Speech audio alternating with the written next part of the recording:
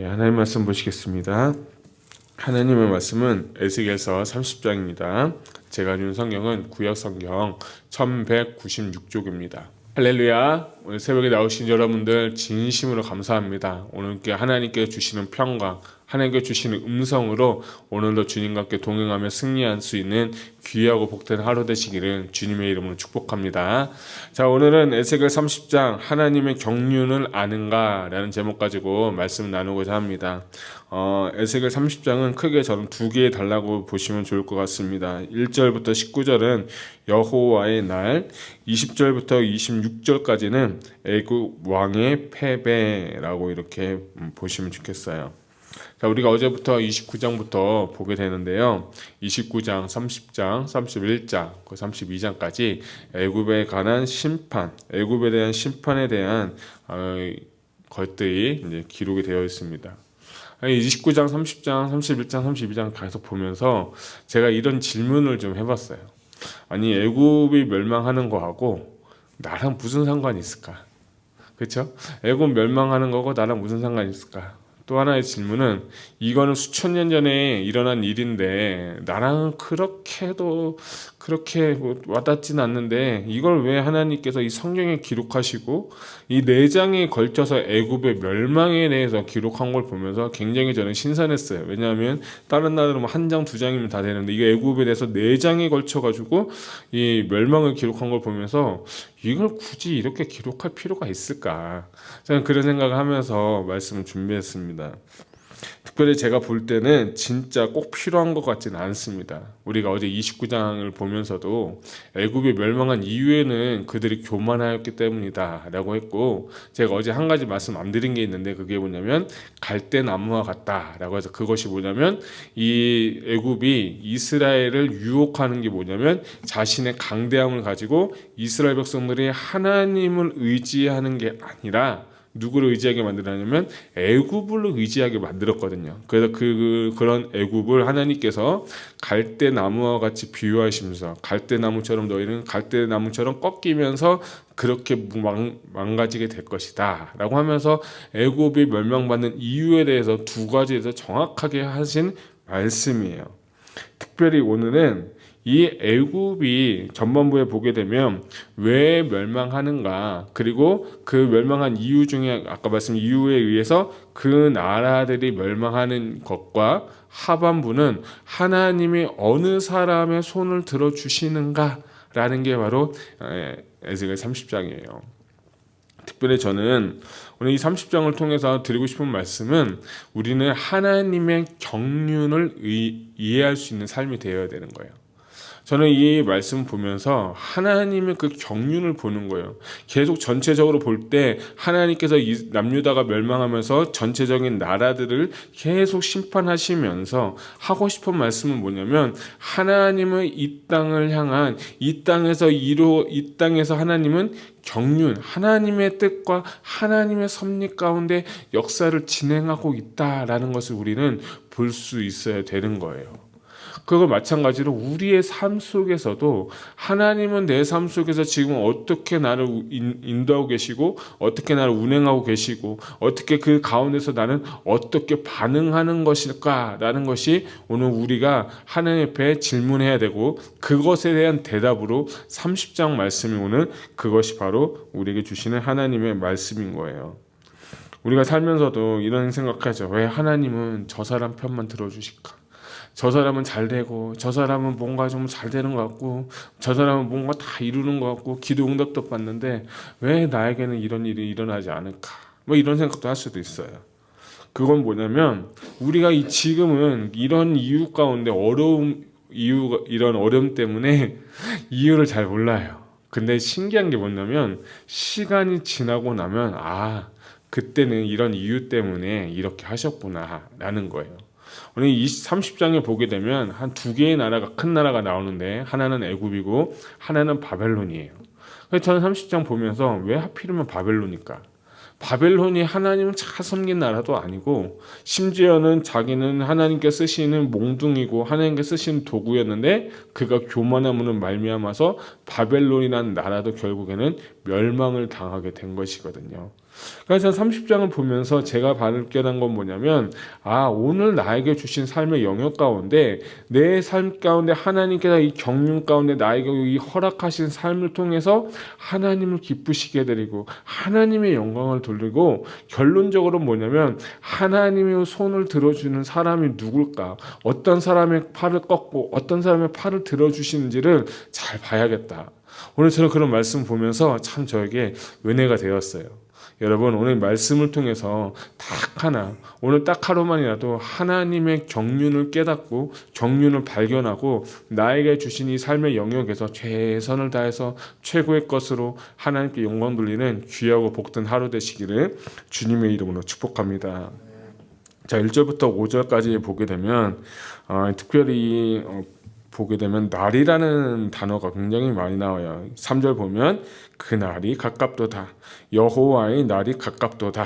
구름의 날일 것이요 여러 나라들의 때이리로다 라고 하면서 계속해서 날, 때에 대해서 말하는데, 이 날은 어떤 날이냐면 여호와의 날이라고 정확하게 얘기하고 있는데, 그 날은 언제냐면 심판의 날이 오게 된다라는 거예요. 어느 날한테 애굽에게 심판의 날이 온다라는 거예요. 그래서 저는 이 말씀 보면서 여호와의 날은 오늘 우리 현실적으로 보게 되면 주님께서 재림하셔서 심판의 날이 반드시 있는 거예요. 선악간의 심판이 있는 거예요. 요한계시록에도 기록한 것처럼 백마 타고 오셔서 하나님께서 철장 권세를 가지고, 예수님이 철장 권세를 가지고 다 무너뜨리는 심판의 날이 온다는 거예요. 근데 저는 이 심판의 날이 어떻게 보면 좀 복된 소망이겠구나 하는 것을 제가 좀 마음 가운데 이렇게 느꼈어요. 왜냐하면 예수님 안 믿는 사람, 오늘 나오는 애굽 또는 이 바벨론도 하나님 앞에 쓰임만 도구였지만 하나님 앞에 교만하고 하나님 뜻대로 살지 않으니까 그것은 뭐냐면 심판의 날이 될 수밖에 없다는 거예요. 그러니까 심판의 날이 되니까 그들은 두려워하고 그들은 벌벌 떨지만 믿는 우리에게는 어떤 마음이 되냐면, 그날이야말로 진짜 하나님께서 나를 건져주시고 나를 죄와 사망에서 어떤 그 모든 것으로부터 나를 해방시켜 줄 수 있는 그 구원의 날이 되겠구나 하는 것을 제가 발견하면서, 어떻게 보면 마라나타, 어떻게 보면 우리가 그날을 사모해야 되지 않을까, 저는 그런 생각이 번쩍 제가 들게 되었어요. 여러분, 우리가 오늘 하루를 살면서, 이 땅에 살면서 우리가 소망을 두는 건 뭐냐면 주님께서 오시는 그날을 우리가 사모하면서 그날을 준비하면서 깨어 기도할 수 있는 저와 여러분 되시기를 주님의 이름으로 축복합니다. 특별히 보니까 4절과 5절에 보게 되면 몇 개의 나라들이 나와요. 구스와 북과 륵과 모든 섞인 백성과 굽과 동맹한 땅의 백성들이 그들과 함께 칼에 엎드려질 것이다. 이 얘기는 뭐냐면 애굽 한 나라만 정말 멸망당하는 게 아니라 이 나라들도 다 멸망당한다는 거예요. 구스는 오늘날의 에디오피라고 하고요. 붓이란 나라는 리비아 지역이고, 룻은 소아시아 리비안들로 추정되고, 굽이란 나라도 또 리비아 지역이라는 거예요. 그리고 그 외에 동맹한 땅의 백성들, 이걸 뭘 말하냐, 악이라는 것 있잖아요. 악에 하나님 악한 자와 동행하게 되면 그가 받을 심판도 똑같이 나도 받을 수 있다는 거예요. 그래서 정말 우리가 지혜서를 통해서 하는 게 뭡니까? 악인과 의인, 의인과 악인, 악인과 함께 동행하지 말고, 악인과 함께 같이 하지 말고, 먹지도 말고, 그들과 함께 말도 하지 말라고, 그런 말씀 있잖아요. 그런 것처럼 하나님은 우리가 구별됨을 살아서 악인의 길을 갈 것이 아니라 의인의 길을 가는 거예요. 근데 그 의인의 길은 우리가 잘 알듯이 십자가의 길이에요. 좁은 길이에요. 외로운 길이에요. 어떻게 보면 사람들한테 책망받는 길일 수도 있어요. 근데 그 길 끝에는요, 생명이 있고, 그 길 끝에는 하나님이 우리를 인정해 주시고 하나님의 심판의 날을 면케하시고 우리는 하나님의 나라로 이끄시는 그 길이라는 거예요. 그래서 이 5절 말씀이 정말 중요한 건 뭐냐면, 저에게 주시는 은혜는 너희가 오늘 나를 섬길 거냐, 하나님을 섬길 거냐, 아니면 이웃을 섬길 거냐, 세상 길로 갈 거냐, 십자가의 길을 갈 거냐, 너는 그것을 선택하라는 주님의 말씀도 저는 포함되어 있다고 생각합니다. 그래서 오늘 하루 내가 하나님과 동행하고 하나님과 뜻 가운데 동행하면서 정말 주님과 연합하는 하루가 되시길 축복합니다. 자, 10절부터 12절을 볼까요?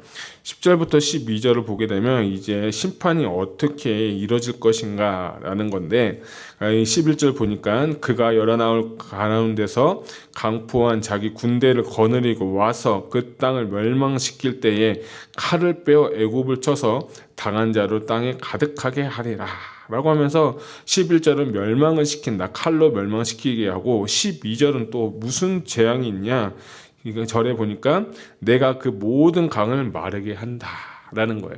여러분, 그 애굽, 이집트 하면 생각나는 강이 하나 있죠. 그건 무슨 강이냐면 나일강이 있어요. 나일강을 아예 말라버린다는 거예요. 하나님께서 심판하신다는 거예요.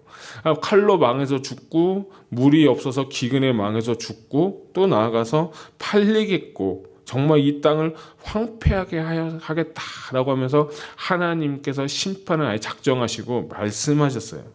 저는 근데 그 다음 구절이 굉장히 저는 눈에 들어왔어요. 13절을 같이 한번 읽겠습니다. 시작. 주 여호와께서 이같이 말씀하셨느니라. 내가 그 우상들을 없애며 신상들을 높 가운데서 부수며 애굽 땅에서 왕이 다시 나지 못하게 하고 그 땅에 두려움이 있게 하리라. 아멘. 자, 저는 13절을 보게 되면 하나님께서 처음에는 우상들도 하고 강도 다 마르게 하고, 그런데 그 모든 우상들을 다 없앤 후에 그 땅에 뭐가 있게 하리라? 두려움이 있게 하리라. 야, 저는 이 구절이 제 마음 확 사로잡았어요. 아, 우상을 섬기는 사람들 다 패하고 나일강도 다 말라버리고 먹을 것도 없는 사람한테 주는 게 뭐냐면 두려움이라는 거예요. 아, 그렇구나. 하나님의 심판의 때에, 아까도 말했던 여호와의 날의 때에 이 사람들에게 오는 건 뭐냐면 두려움이는 거예요. 근데 두려움이라는 건요, 하나님부터 오는 게 아니에요. 하나님 우리에게 생명을 주시고 평안을 주시고 기쁨을 주시고 하나님 나에게 정말 희락을 주시는 분인데, 하나님은 오늘 심판에 하는 그 날에게 주시는 마음이 뭐냐면 두려운 마음을 내가 주겠다라는 거예요. 저는 이 말씀 보면서 야, 진짜 이게 예수님 믿지 않는 삶의 태도구나. 그래서 제가 생각하는 게, 임종 때 많은 분들이 임종 때 예수님 믿는 사람은 얼굴이 평안하다 그런 얘기도 하시고, 예수님 믿지 않고 돌아가시면 얼굴이 두려움에 의해서 돌아가신다. 저는 그게 보면서 아, 그렇구나. 우리가 심판대 앞에, 하나님 앞에 언젠가 서는 날, 여호와의 날에 설 때 어떤 사람은 평안하고 기쁘고 즐겁고 찬송하면서 할렐루야 하면서 천국에 입성하는 사람이 있는가 하면, 어떤 사람은 두려움이 임해서 그날을 맞이하는 사람들도 있을 수 있겠구나 하는 걸 제가 발견하게 된 거예요. 그래서 하나님의 큰 경륜 가운데 오늘 내가 예수님 믿고 구원받고 하나님의 자녀가 된 것을 먼저 우리 감사하시기 바랍니다. 그 하나님 구원의 길, 하나님께 이르는 길을 열어주신 우리 하나님을 찬송합시다. 할렐루야. 정말 그래서 오늘 이 날이, 그날이 두려운 날이 아니라 기쁘고 즐겁고 감사한 날이 되는 것이에요. 그래서 그 사람들에게 하나님께서 하고 싶은 말씀은 뭐냐면 19절도 똑같아요. 이같이 내가 애굽을 심판하리니 내가 여호와인 줄을 그들이 알리라 하셨다 하라. 결국엔 계속해서 하나님께서 에스겔을 통해서 말씀하고 싶은 건 뭐냐면, 그들이 내가 여호와인 줄을 알라. 너희가 믿는 신들, 너희가 믿는 우상들, 그것보다 더 큰 하나님, 그 이상의 하나님, 유일하신 그 하나님을 너희가 어떻게 했냐? 알게 될 거라는 거예요. 경험을 통해서, 심판을 통해서, 그들의 환난과 역경을 통해서 하나님을 알게 하겠다라는 것이 하나님의 목적과 뜻이라는 거예요. 그래서 어제도 저는 하나님 말씀드린 것처럼 애굽이 심판을 받는 게 그를 멸망시키고 싫어서 미워서가 아니라 40년 동안 훈련시키고 연단시켜서 하고 싶은 것은 뭡니까? 너희가 여호와인 줄 알리라 라고 하는 것이 하나님의 목적과 뜻이라는 거예요. 그래서 이것이 어떻게 보면 하나님의 깊은 경륜이구나. 하나님은 어쩌면 이것이 깊은 하나님의 계획이겠구나 하는 것을 제가 발견하게 됐어요. 혹시 여러분 인생 가운데 지금 어려움이 계시고, 내 인생 가운데 지금 좀 낭망하는 것 같고 앞이 안 보이고, 정말 그럴 때요, 여러분 우리가 불평할 수 있어요. 원망할 수 있어요. 좌절할 수 있어요. 그렇지만요, 하나 오늘 하나 배운 건 뭐냐면, 나는 지금 하나님의 깊은 경륜 안에 있다. 하나님의 깊은 계획 안에 있다는 것만 여러분 인식만 하셔도 이 고난이 아니라 역경이 아니라 그걸 통해서 역사하시는 하나님의 그 깊은 뜻을 발견하게 될 줄로 믿습니다. 그리고 나서 우리는 하나님을 반드시 찬양하게 될 것입니다. 자, 20절부터 26절까지는 애굽의 패배에 대해서 나오는데 20절을 보니까 11째 해 첫째 달 7째 날에 라고 하는 것은 11째 날은 이제 에스겔이 잡혀온 지 11년 만에 첫째 달은 우리 달력으로 말하면 9월, 7월인데 하여튼 그날이 첫째 달 7째 날에 여호와께서 말씀하시는데 21절 보면 인자야 내가 애굽의 바로 왕의 팔을 꺾었더니 칼을 잡을 힘이 있도록 그것을 아주 싸매지도 못하고 약을 붙여 싸매지도 못하게 하였느니라 라고 했어요. 자, 21절과 21절부터 계속 이으려면 한 가지의 팔, 하나는 꺾인 팔이 있고 하나는 성한 팔이 있다고 해요. 이건 뭐냐면 BC 605년에 애굽하고 바벨론이 갈그미스라는 곳에서 한번 전투를 했습니다. 근데 그때 전투했을 때 그 바벨론이라는 나라가 애굽을 한번 쳤어요. 애굽을 치니까 그때 한쪽 팔이 꺾여져서 내려갔겠죠. 그게 바로 BC 605년이에요. 자, 22절이죠.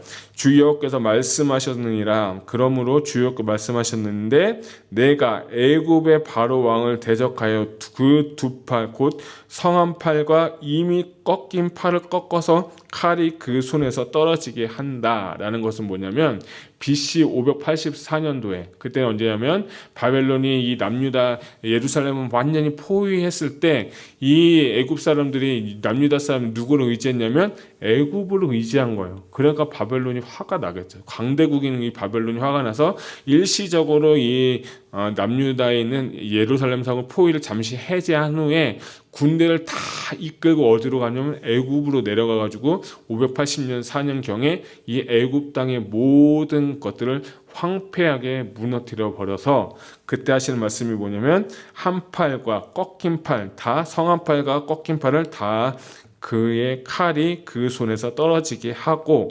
23절 애굽 사람을 문나라 간을 흩으며 묵방웃 백성 가운데로 해칠지라 라고 하면서 그들의 팔이 꺾인 것을 얘기한 거예요.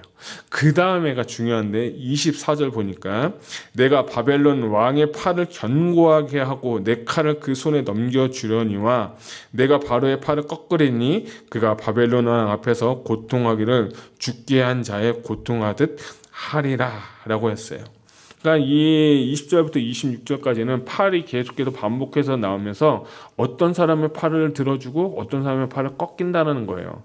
그러니까 하나님은 바벨론이 이뻐서가 아니라 바벨론이 정말 잘해서 이 사람을 이 팔을 들어준 게 아니라 우리가 보여야 될 것은 뭐냐면 하나님의 깊은 경륜 가운데 하나님의 쓰시는 하나의 도구라는 거예요. 그래서 하나님께서 바벨론을 쓰셔서 애굽을 단지 치시는 하나의 몽둥이고 도구일 뿐인데 결국에는 이사야나 우리가 예레미야 보한 것처럼 이 바벨론이 교만해서 하나님 앞에 멸망을 당했다는 거예요. 그러면 이것을 오늘 우리에게 경험하고 적용한다면 하나님께서 내가 만난 사람들, 하나님께서 나에게 주신 환경들, 나에게 주신 이런 모든 것들은 잠시 하나님이 나한테 허락하신 거예요. 그건 뭐냐면 하나님이 바벨론을 쓰셔서 애굽을 친 것처럼 하나님 내 삶 가운데 이런 일들을 허락하신 건 하나님이 나를 하나님 바라보게 하시려고 하나님이 나의 모난 부분을 나의 정말 연약한 부분을 깨트리시고 나를 다루시기 위한 하나님의 그 속성과 그 손길을 우리가 인정을 하기만 하면 되는 거예요. 그래서 왜 하나님 나한테 이런 일이 있어요? 왜 나한테 어렵게 하세요? 내가 얼마나 하나님 위해서 봉사하고 얼마나 내가 하나님 앞에서 이렇게 했는데 왜 우리에게 나에게 이런 일 주십니까? 하고 원망하고 불평하는 게 아니라 진짜 믿음의 사람은 하나님 내가 무엇하길 원하십니까? 하나님 이 일을 통해서 내가 알게 하고 내가 배우고 하나님의 속성과 성품을 알게 하신 것이 무엇입니까? 라고 하는 게 어쩌면 믿음의 고백의 사람의 자세고 태도라는 거예요. 그래서 하나님은요 절대로 우리 버리지 않습니다.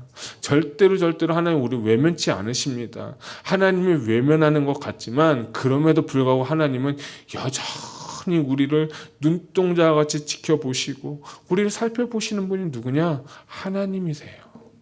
그렇기 때문에 고난이 아니라 역경이 아니라 우리가 하나님을 그 인식하는 하나님의 깊은 그 경륜만 우리가 이해하고 인식만 할 수 있어도 우리는 이 말씀을 통해서 많은 은혜와 도전을 받을 줄로 믿습니다. 사랑하는 성도 여러분, 특별히 우리는 하나님을 알아야 됩니다. 역사의 흐름 속에서도 하나님의 경륜을 반드시 알아야 됩니다. 오늘 이 30장을 통해서 이방인을 통해서도 하나님의 창조와 통치와 경륜을 알려주신 것처럼 우리의 삶 가운데서 하나님의 그 경륜을 이해하고 인식하고 순종하며 나아갈 때 하나님은 우리의 손을 이렇게 세워주실 줄 저는 믿습니다. 하나님이 여러분과 함께 하십니다. 하나님 주님 오늘도 역사하십니다. 주님 내 안에 계시고 성령님 오늘도 역사하시기 때문에 여러분 좌절하지 마세요. 여러분 넘어지지 마세요. 여러분 이기고 승리하여서 하나님께 영광을 돌리시는 저와 여러분 되시기를 주님의 이름으로 축복합니다. 그래서 하나님 나에게 주신 그 삶의 영역 가운데 최선을 다해서 최고의 것으로 하나님과 정말 동행하며 깊은 교제의 시간을 나누는 오늘 딱 하루도 그런 하루가 되시기를 주님의 이름으로 축복합니다. 기도하겠습니다.